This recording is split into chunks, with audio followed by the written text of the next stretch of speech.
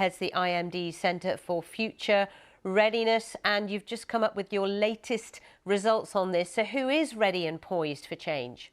It is very exciting. And if we're looking at technology sector, right, at IMD, we saw NVIDIA, Microsoft are really leading the game. But also in fashion is LVMH, Zyra, and Hermes is leading the game. In pharmaceutical is AstraZeneca, Roche, as well as, so these are illustration that is not just tech giant are winning, but if you play with the right principle, no matter where you lead, you could still pull off the pack. But minus readers is like we're seeing the sharp divergence. Those who are winning win more these days. So how do you measure it? How do you measure whether a business is ready for the next change? That is so important because we don't want to getting too much noise. And stock market is just one of the many measurement for people to assess whether this company is future ready or not.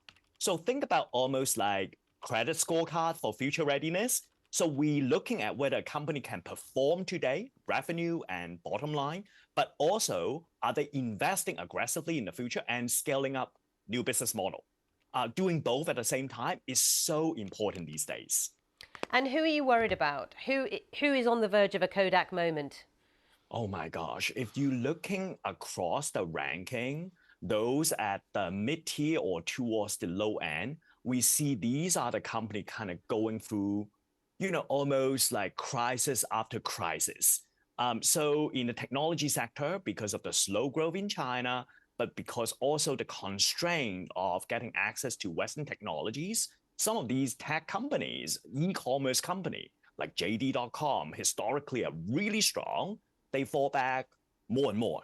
But then you have company like Xiaomi continue to surge despite the headwind.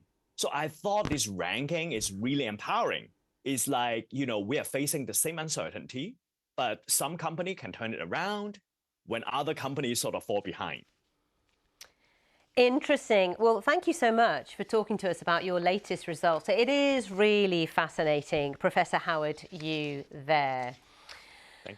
So stay with us here on BBC News. I'll be back at the top of the hour in roughly 5 minutes. If you're watching us on the BBC News channel, you can join me for the very latest. On BBC One, of course, you'll be joining BBC Breakfast. We'll have the very latest news for you, but also, of course, we'll have more on the budget as the Chancellor